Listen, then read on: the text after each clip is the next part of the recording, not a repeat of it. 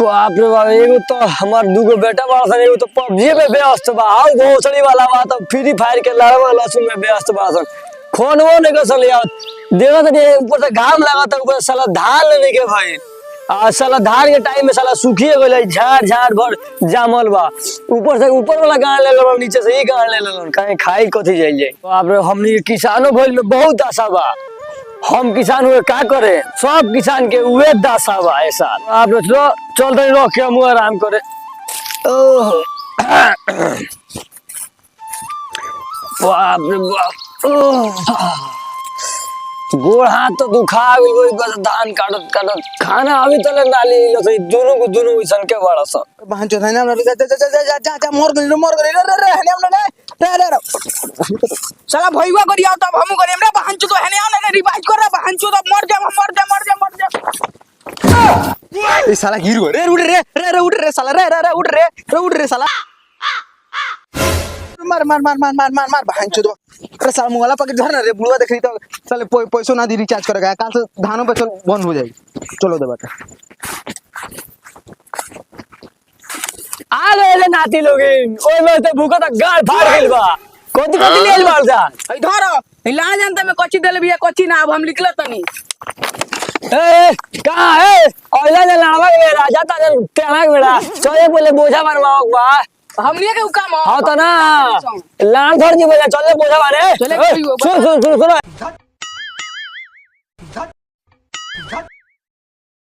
बाबूजी कहना चलक बा चलो बहन बानवा आवे चलो जान चलो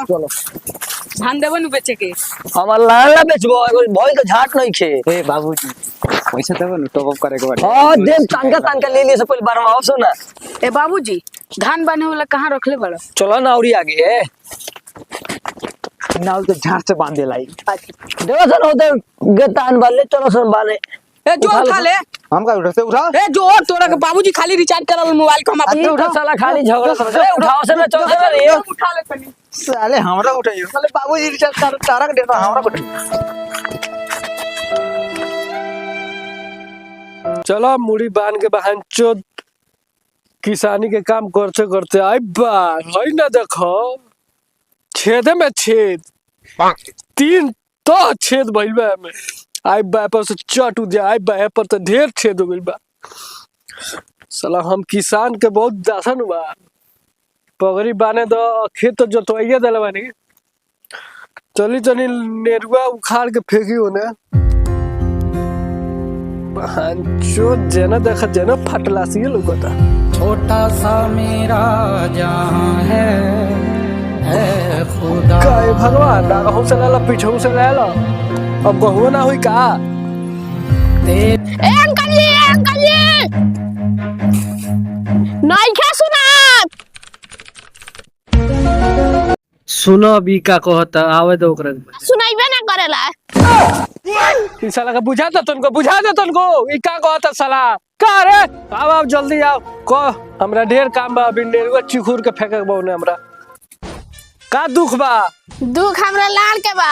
तार बाबूजी बोलावा तरन हमार बाबा काय खाती धान दबावा तरन अकेले उनकर गाड़ फाट गइल बाटे रे बाबा के तहत रखबे चल देखल जा चल रे सीधे चल है ना साला उखिया में अकेले कथी कर गइल हमरा साला रखवारी रख देलो लोग दिखी तो साला हमरो को हुकी ओकरो के हुकी चल रे बुढ़ऊ ए मत आ सियार मत आ जान इतना दिन से साले हमनी के मुख में घूमते आगे निसन्ना तक ले सियारे ना बैठिल सदा तारा साले सियार बैठल बा जरूर मैटर खराब बा का बोल रे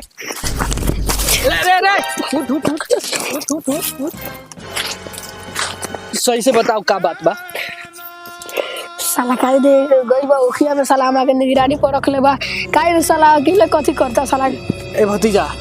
तू जाके बाबा से कह दिए ठीक बा हाँ। कि अंकल जी आओ तनी ठीक बा तो देखा तनी ना त हमनी के पूरा मुख जियान कह दियो सन त झाटू रुपया के ना मिले एकरा के लेके चल ए भाइयों सही बताओ ना उखिया में का होता छेदिया लड़की लेके आइलो तुर अंकल जाई नु तो देखी तो नहीं चल देख चल करे बंचोद साला सब मुख जियान कह देलो सन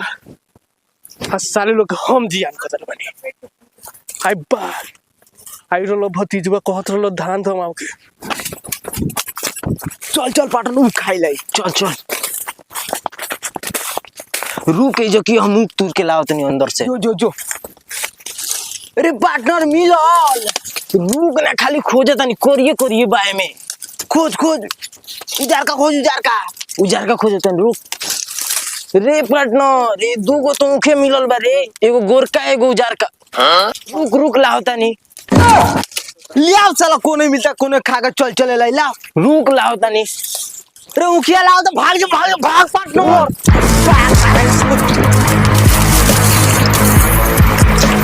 लाना पड़ के बूढ़ो भेज देना रूख रखवारी करके रूख रखवारी करे वाला लोग तक साला बोले पढ़े लिखे रहते तो कलेक्टर बन रहती चल तनी हम एगो चटकाओ तनी आल छिलत लील चल हम घरे चल भाग रे करे घुमता रे तू ये का करता था ईमानदारी से बता सन तो यहाँ पड़ा वाला फेर में फटकुना दिन में तो फटकुना लगाई चिड़ै ना खाई साले हट मैं कौन था यू मैं क्या था यू ये कौन दौड़ाई हो रे चला आनी तूफान ये भागता हाँ अब बोल ते मार पड़ो वाला फेर में अब एक ढके लिए मारे मैं भाग जाम साले अब लाल निगन खिया मछली के चूसता आगे हूँ के भाग गई सनी चूसता खोजी तो नहीं बॉडी बनाई थी हम तो दो तीन को फाइट मारती उठी आई तो सर मार के गाल चनका दे बड़ा सा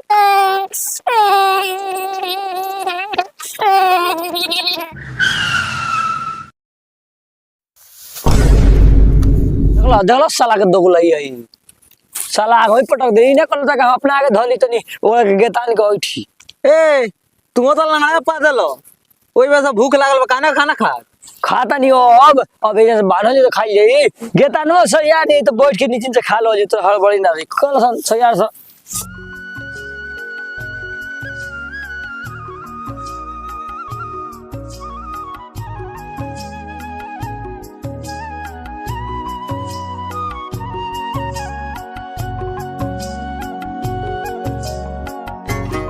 अरे बाप रे बांध दर्शन कर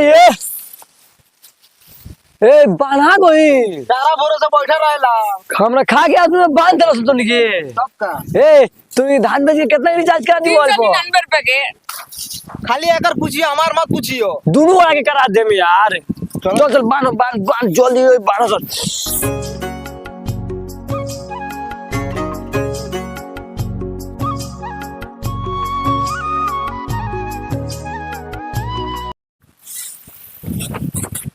भाग सरवा झांकने का पानी चलता रहा चल पूरा बोझा ज्ञान का चल आज ऐसा वीडियो बनाओ बनू कि लोग के घर चौक कर दो बा आई भाई दे रे का हो भाई का हाल बता हार ठीक बा तुम बड़ा मेहनत होता हो बोझा बना तो लो हाँ तार तो उहे काम बा लइका सन के वीडियो लेके बनाओ तोरा चारू ओर एकनी कोनो काम नहीं के एकनी के बाद थोड़ा पैसा मिली तो तनी हमनी खोईती सोन एकनी के वीडियो बनाओ तोरा कहां घुमा के तनी देता तो पार्टी उठी करती हाँ चल रे साला सब बारसन गांव वाला सब खत्म बदनामी कर फिर बनो जान अरे बाप रे बोझा उठाओ ले चलो मुड़ी पर ढो चलो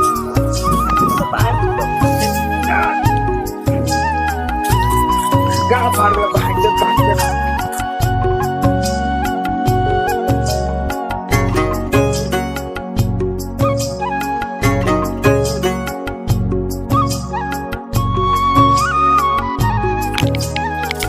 रे चेरंगवा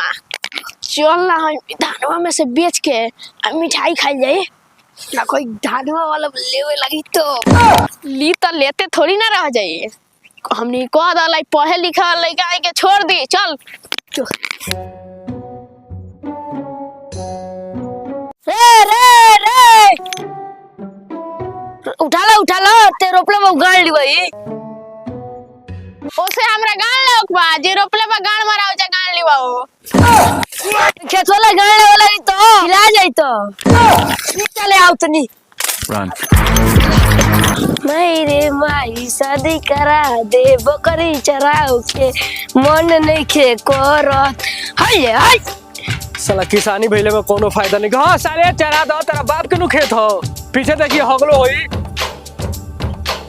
हाँ चरा दे जाता नहीं कहते नहीं आओ फलाना इतना ठुकाई तरी ज्यादा नहीं अब